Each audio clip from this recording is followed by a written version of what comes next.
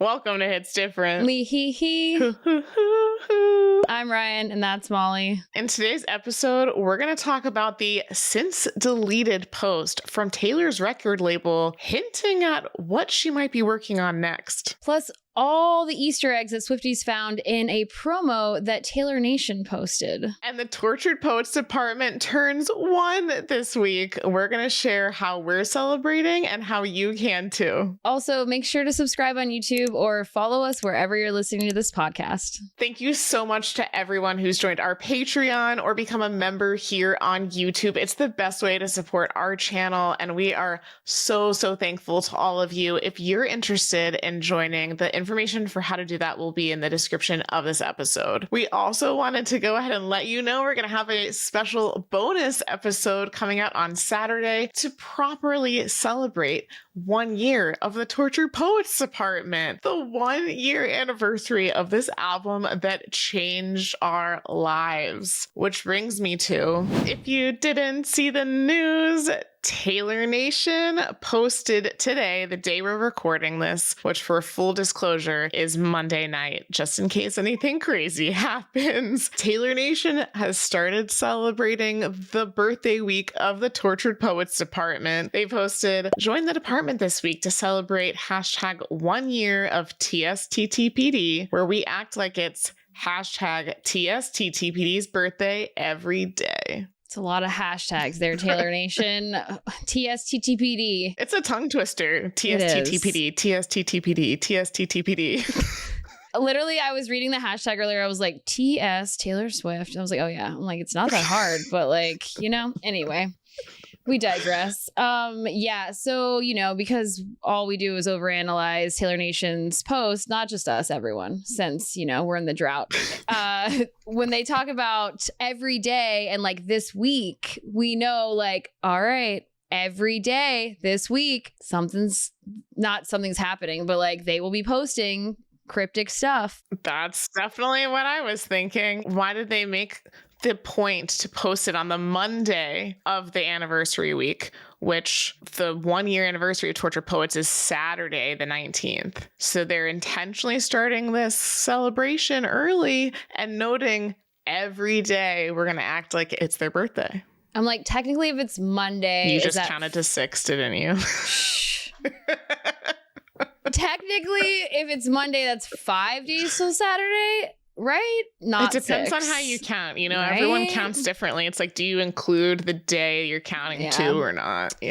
Anyway, well, today being day 1, did you notice the susness outside of what we just talked about in this post? First of all, those Orange fans are just going to haunt me forever. For anyone who hasn't seen it, there's a video with this post, and it's rehearsal footage from I Can Do It With a Broken Heart on the Eras tour. They have the Orange fans, and then they do the lift, and they cut to like Taylor actually performing it on the Eras tour. Which I had discovered back in the day when we first saw this footage. I remember we have a previous episode where we deep dived this YouTube short of hers, and all of the moves that she does during I Can Do It With a Broken Heart play on like other choreography that she does during the Eras tour from other eras, except for this move, which is pretty dang spot on to the move that she performed during the Reputation Stadium tour during I Did Something Bad. And it's been haunting me ever since, and Molly too, because I think there was a period where we're like, okay, so she's performed all the other moves during the Eras tour. Will she do a full out I Did Something Bad when Rep TV comes, etc.? It never did. The other susness is they decided to choose the I Can Do It With a Broken Heart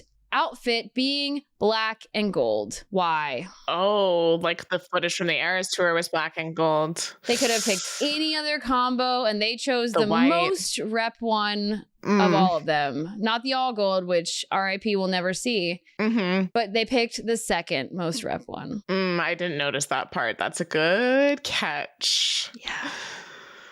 Also, there's fireworks, which we can talk about that later. There's fireworks in the video? There's like fireworks on the ground, technically, in the stage, which is like normal. I actually never noticed that. The like underneath her, like the stage is like flashing. Oh, I see what you mean. I've never noticed that, but I will get to that in a little bit of why that matters. Ooh, So anyway, okay. that's day one. I wish we could record every day and talk about this because I'm sure every day, but we will be keeping notes to discuss next week if nothing crazy happens. Yeah, we're going to be following everything that Taylor Nation is posting this week. I had my phone on Do Not Disturb earlier while I was working, and then I saw their posts, and I was like, this might have to be a no phone on Do Not Disturb week for me because I'm on high alert right now to figure out what they're doing. And there's just so much that has happened in the last week as it relates to Taylor Nation and just rumors about what Taylor's been working on. As we alluded to at the beginning of this episode, there was a post from Taylor's record label, Universal Music Group, Sweden, like the specific Sweden account for Universal Music Group.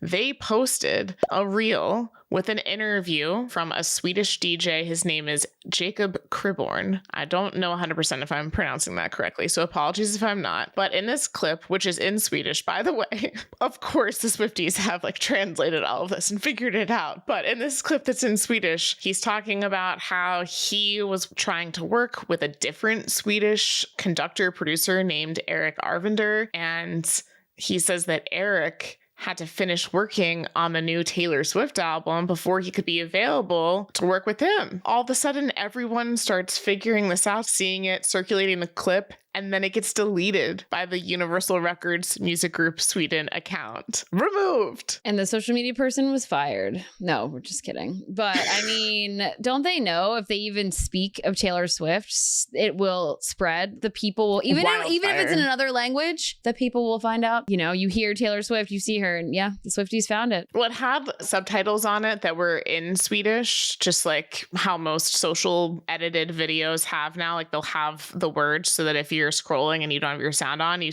can still theoretically know what they're saying. And so it's like all these words in a different language, then all of a sudden Taylor Swift like just pops up and then it keeps going. It's like, what? I feel like some Swiftie out there has like a constant running thing where it's like any mention of Taylor just gets like pulled in to alert the masses. Cause it's like, wow. Well, I guess Universal Music is a big, even in Sweden, it's like that's very high up. So, you know. I mean, it's her record label. Yeah. And people were freaking out that, you know, I, for once, I'm like, well, obviously TS12's in the works, guys. Right. We know. That's all we've been talking about. It can also be a vault track. It doesn't necessarily have to be a brand new album. It could be a vault song. Didn't you say he said when the album's done? Yeah, but, you know, this is all like a secondhand storytelling in a different language. I'm like, you know, is it Rep TV? Like, yeah, the album. True. Right. I mean, regardless, new music is new music. And that's where we're like, oh my God. But yeah, a lot of people were, of course, saying TS12. And it's like, but we know she's working on TS12. Like, do we think we're never going to get another album ever? Like, of course, the way Taylor's timeline and herself, of course, she's working on music. When that's going to happen and come out, obviously, who knows? And she said before that she is the happiest when she's writing music. Yeah. So if that's the case, if she's still working instead of resting after the Eras tour and everything that she's done over the last 6 years, if she is working on new music, I hope that means that she's enjoying herself, you know, enjoying the process, enjoying her work. And this would not be the first time she's worked with Swedish producers, because Max Martin, who, by the way, worked on 1989 and Reputation and a little bit of Red, is Swedish as well. Notably. That is notable. Eric's also worked with a lot of other pop stars like Lady Gaga, Ariana Grande, Ed Sheeran, and apparently he's a little bit more of like an orchestra type vibe. Like when I was looking at the songs he worked on with those artists, for example, he played like the strings. Like I think he played the violin on one of the songs on Ariana's most recent album. So that's just an interesting thing to note. Depending on what music he might be working on with Taylor, maybe there'll be a little bit of some strings or orchestra arrangement in whatever this is. I know his music seemed very like fun and like grandeur. So I'm like, of course, Taylor's working with him, you know? Not the vibe I expected. So maybe it is a re-record. Maybe it is Reputation, because Reputation's kind of grandeur, you know? TS12, I mean, I don't know anything about it, but it didn't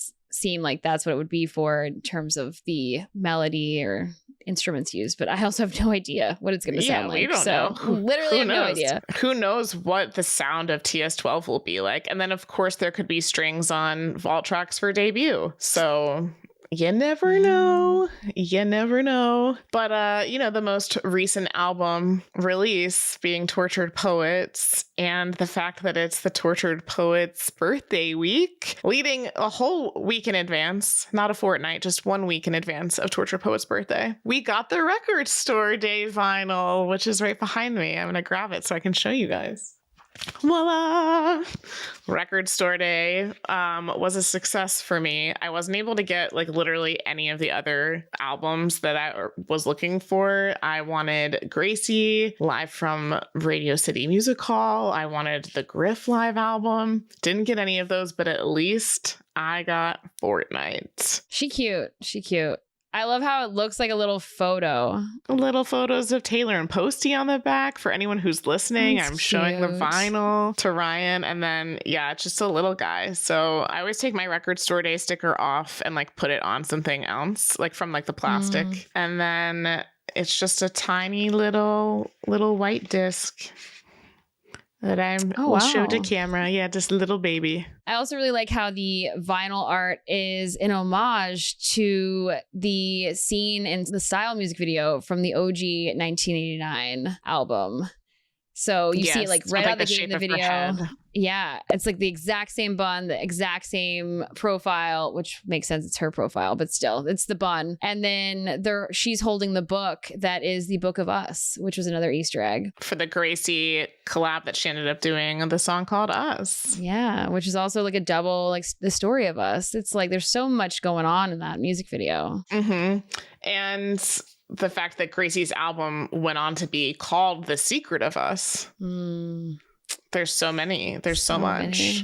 And then the little vinyl sleeve has the writing that it matches Taylor's dress from the Eras tour for Tortured Poets that said, "I love you, it's ruining my life." So it has the Fortnight single and then the Blondish remix on it. So there's just one song on each side. And my Record Store Day experience was very much sitting in the rain and waiting in line for this. And then I ended up bailing out of that line and driving to a different store when I got confirmation that they still had extras and they had no line. So I feel very lucky that I was able to get it. Let me know, for any of our listeners, if you picked it up, what your Record Store Day experience was like, because I saw on social media that there were a lot of Swifties waiting in line for a very long time to get this. No one is more committed than Molly. I wasn't sure if I was going to do it, and then I woke up on Saturday morning and was like, I gotta go. You're like, who am I? What was I thinking? Yeah, I thought I was gonna be able to sleep in. No, my Swiftie alarm clock went off and was like, get out of bed and go down to the record store. So it's like Target Black Friday all over again. The last news item we have for you guys this week is that literally the day our episode dropped last week, a Fearless cardigan was announced and released, available for sale on the website. And it came with a full-on promo video and rollout, just like what we saw for the Lover cardigan. It's like, okay, I guess we're getting these full shoots now for merch. Yeah, except this time it had models that you could actually see their faces, and there was just these two stunning humans just being like, oh yeah, look at us in this Fearless cardigan. It's like, if you didn't want the Fearless cardigan, it's like you wanted it because of how good they looked. A full shoot. And of course, just like Taylor Nation's post as of late, we be dissecting what's happening. And the first time I watched it, as always, I was like, just looks like a very well done, promo. And then the Swifties be talking and the Easter eggs be popping up and the interpretations start going. And yes, I have some notes. Oh, yes. We have many notes. The first one, just to get this one out of the way, the very first thing that I thought of, and many other Swifties thought of, is that there were green lockers in the background of this promo video and in some of the photos that they posted on the website that look a lot like the green lockers that are used in the New Heights imagery for their show, which I just think is a cute little thing. You know, it also could just be that lockers are green, I guess, but I don't know. Never in my life. I was going to say, I feel like that's not like a standard color. So I feel like that was intentional. And the green is something we're going to dive into with a lot of these Easter eggs. Hunter green. Yes. When you think of Fearless, you think of yellow, gold. That's the Fearless color. So this green, as you start to look into it, here's a couple notable ones right off the bat before we get into Ryan's like, you know, clown math.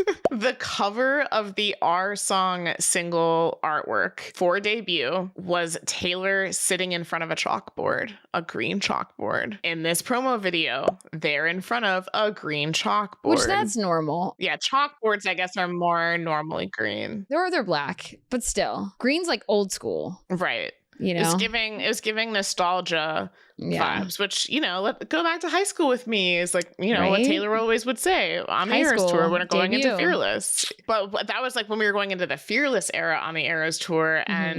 But now we're thinking, okay, what was even before Fearless debut? The tag on the cardigan in like the bottom corner said Taylor Swift, then in all caps Fearless, and then below that Taylor's version. Now you might think, okay, sure. But all the other tags on the Taylor's version cardigans, they weren't like that. Like the 1989 one just said, I think 1989. So Taylor Swift, Taylor's version being in one tag. Which, for those who don't know, we call it debut, but it's going to be called Taylor Swift, Taylor's version, as deemed by the trademark. So she's basically like wrapping debut around the Fearless. And I remember I told Molly, I was like, oh, she's done that with all the other cardigans. She's like, no, she hasn't. I'm like, okay, well, that's freaking weird. That is very odd then. That makes no sense. Well, it makes all the sense if she's saying what we think she's saying. You know what I mean? You're like, are you saying what I think you're saying?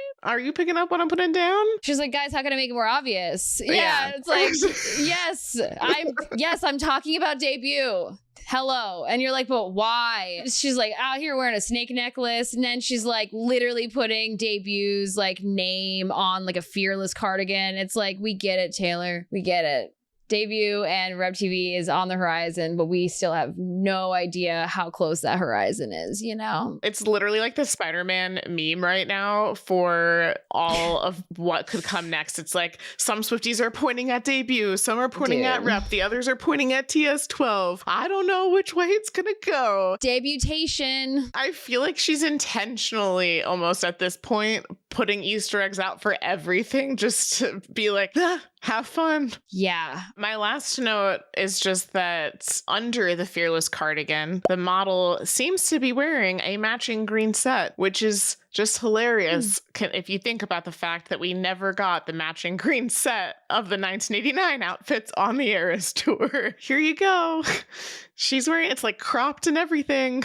I did not notice that. Well, they're also wearing stripes. Yes. Red and blue stripes, right? Red and blue. Well, there's different photos. There's different outfits. Yeah. There's different outfits with the models because there's the models in the promo video. Then there's models for just the cardigan itself and the photos on the website. So you know how the sizing looks, which has been like a great new addition with this bigger promo for these items is being able to see how it looks on like different body types and stuff like that. Right. So this isn't the deep dive I'm about to go into. This is for another time. We have time. It's only April, even though, as I've said before, we're over halfway through the year or almost halfway through. It's previous episode reference. Just going to dip this in real quick. There's stripes and apparently there are 50 stars on this cardigan. So far, you picking up what I'm putting down. Oh, yeah. And then I referenced earlier when Taylor Nation posted today, and there were notably fireworks in the I Can Do It With a Broken Heart scene. So I haven't gone down the rabbit hole too far, which is why this is for a later episode. But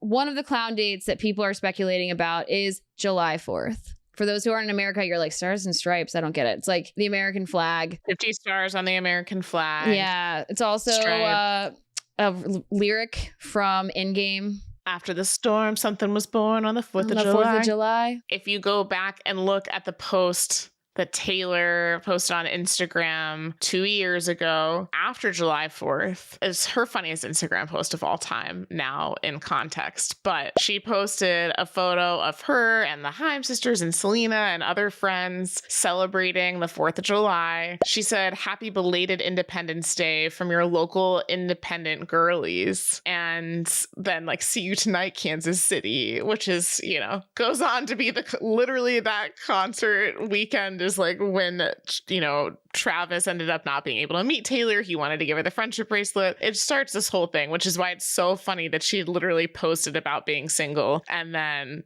you know, a couple of weeks later, there's the Travis story out there for the world to see. But I digress. The point of this is, in that photo, the Haim sisters are holding up twos. So was that maybe like 2 years from now on July 4th? Or are they just like, peace, it's July 4th. And, you know, it's normal for people to hold up peace signs if you're a millennial in a photo. So I didn't think about it that way.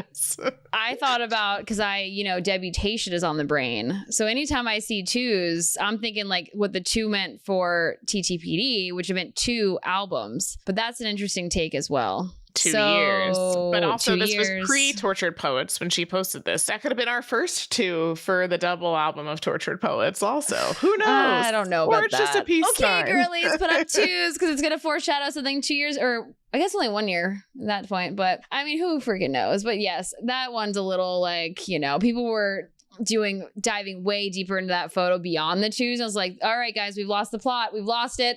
We've lost it.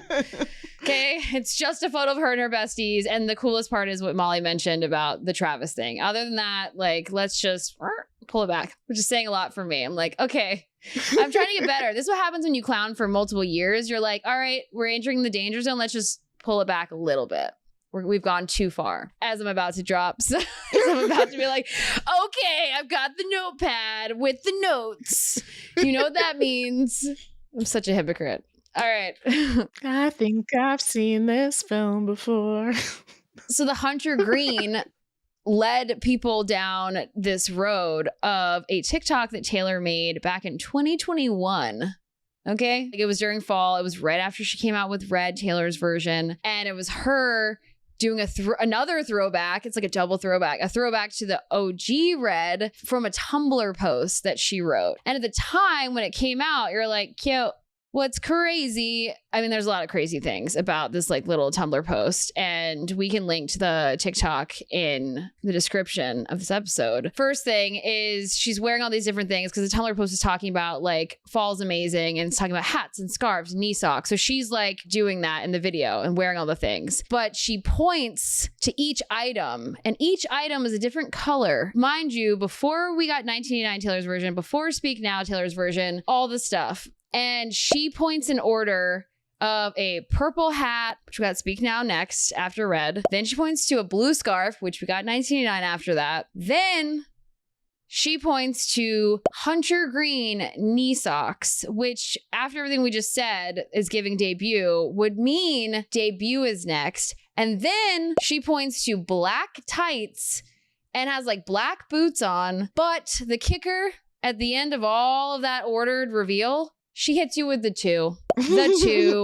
The 2. So I'm like, I'm back on the debutation train. I don't think I've really left it because, you know, if Tortured Poets did anything, the 2 is like the Easter egg of the century now with Taylor. So yeah, she hits the little peace sign as if it's not a big deal. So that's the first layer. I just have to say, I still think the 2 is Tortured Poets, because if you think about the timing of when she was posting this is fall of 2021, right? But it's out of order though, because it's after the debut and the reputation, and then she hits the 2. Well, just saying. Once again, that could just be a peace sign, but but I'm saying that fall of 2021, she is finishing Midnights and about to start writing Tortured Poets. Would she have known then that it would have been a double album? Probably not. But in general, I think the 2s always meant Tortured Poets double album. I'm no longer on the debutation train, just for the record. And now the balloons are going up. Happy birthday, tortured poet. For anyone listening, the Apple reactions while I was holding up the peace sign just flew the balloons across the Perfect screen. timing. Anyway, continue. Just had to put in my little nugget there. I'm like, but she's pointing to re-record releases, so that's a little left field. But I do understand what you're saying, and I just want to say it's demutation. We listen and we don't judge. Okay, that goes both ways. Then she goes on to say all this other stuff about fall. It's amazing, great. Then randomly, this is the kicker. She says people dressing their dogs in costumes on Halloween and fires in fireplaces and maroon / hunter green / mustard yellow color combos. And you're like, whoa, this is a lot. Also, like you said, Midnight's was on the horizon. We didn't know. Maroon. In maroon, what do we have? The rubies that I gave up. Rubies are July. A lot of people have been associating all the rubies she's been wearing to July. Now we see another nod to maroon. Also, when Taylor Nation posted a while back about surprise songs, they said we might have lost maroon 8 times, like during the Eras tour. It was played 10 times. That haunts me. It's like it's like the 1989 combo outfits. It's like, why'd you get it wrong? Why? Right. Why are you giving us an 8 instead of a 10? What's happening in August? I know we're talking about July 4th. You know, now we have an 8 and a 10. Then you have Hunter Green, which aside from everything we just said, that's like the connection. Like now we're tying it back to, you know, the Fearless video. Also, the video for the Fearless promo, there's Hunter Green everywhere, but there's also black and white in a few scenes. Demutation. People aren't talking about that because it's not prevalent, overarching, but it's there. And the last thing is the mustard yellow. At first I was like confusing myself because, you know, mustard has many colors, but like the OG mustard is like, you know, that bright yellow. If you go to Taylor's Instagram, you have 4 photos. The grid is aligned, by the way, for these photos in a row of her wearing yellow. Some from the Eras tour, and then one, of course, from the TikTok that she made that haunts us that we think is a TS12 Easter egg where she's in the stadium, like back in the office. So now we have a 4. Wearing so we yellow, have an 8. We have a 4. I have no freaking clue. I just want to present the evidence so y'all can like take it, make it mean what it means, and scene. So you know what I was thinking as you were talking about all of this is that, again, we didn't know about Midnight's yet because this was fall of 2021. And so she says maroon, hunter green, and mustard. It's like that's kind of all the colors she wore during the Midnight's aesthetic as well. If you think about the Midnight's photo shoot and like the album art and stuff. And the releases on TikTok that she did with the when she announced Mayhem with me. Yeah. Wow, you're right. Okay, that can't all just be a Midnight's like Easter egg. I mean, clearly it was. Definitely there was Midnight's Easter eggs in there. But a purple hat and a blue scarf, like that's too intentional. Who's wearing these color combos? Yeah. And hunter green knee socks, a purple hat, and a blue scarf. Who's wearing this? She looked great though, by the way. I mean, she really pulled it off. But I felt like it's a very odd color combination. Yeah. No one wears those things. That's too many colors in one. Maybe it's just a coincidence. Will this haunt us forever? I don't know. So that's it. You know, there's a lot going on at the moment. And also there's nothing going on at the moment, which is why we dissect nothing. The small people, a group of people out there that are like, sick, a Fearless cardigan. That's it. I know. That's How does it feel to just be like, oh, a Fearless cardigan, and then move on with your day? Move on with your life. Oh, great. Taylor Nation celebrating tortured poets. The end. Period. I can't believe it's been 1 year. Wow. I love this album. Oh, I Can Do It With a Broken Heart. My favorite. Do these people exist? I don't know. They do. Like people in our comments are gonna be like, it's me. Hi. Let us know where you fall on this side of the clown train. Do you see all these things in the Fearless cardigan? Are you on the TS12 train? Where is the train leading us down these tracks? We don't know. You tell us. You tell us what you think. And meanwhile, you know, we'll just circle it back to celebrating 1 year Tortured Poets with a Tortured Poets themed Tay Therapy submission. And in case you're new to our show, Tay Therapy is where we read stories submitted by fellow Swifties who have felt seen by Taylor's music in some sort of a way. It's helped them through something. And we share those stories here, and sometimes we share our own as well. This submission comes from Miriam, who says, this story is short and boring, which, by the way, it's not. None of your submissions are boring, so just want to put that out there. But it means a lot to me. So when TTPD came out, I wasn't a Swiftie yet, but I tried to listen to some of the songs, and the one that I really liked and kept playing over and over again was Who's Afraid of Little Old Me. At that time, it was my senior year in high school, and I relate to those lyrics so much, especially the part where she says, so tell me everything is not about me. But what if it is? Then say they didn't do it to hurt me, but what if they did? Those lyrics remind me of when I would overthink if my school friends or classmates would talk behind my back. They never did that. Now, almost 1 year later, when I hear Who's Afraid of Little Old Me, I just remember my senior year and get really sad because I miss my friends. Thank you for submitting that. I definitely get the missing your friends, especially when you're so close in high school and then you maybe move away. So that's really tough. But also, Who's Afraid of Little Old Me is, I mean, top tier. And I love how you broke down those lyrics because I've listened to that song 1,000 times. It's one of my favorites. And I don't think I've ever thought about it in that way. So yeah, it's so relatable. Like, tell me everything's not about me, but what if it is? What if it is? I feel like when Taylor was saying it, I was thinking of it as like not an anxious perspective, but more of like a conceited perspective. So I love that is probably actually what it is. Like, you know, it's like, oh, like you say it's not about me, but like, what if it is?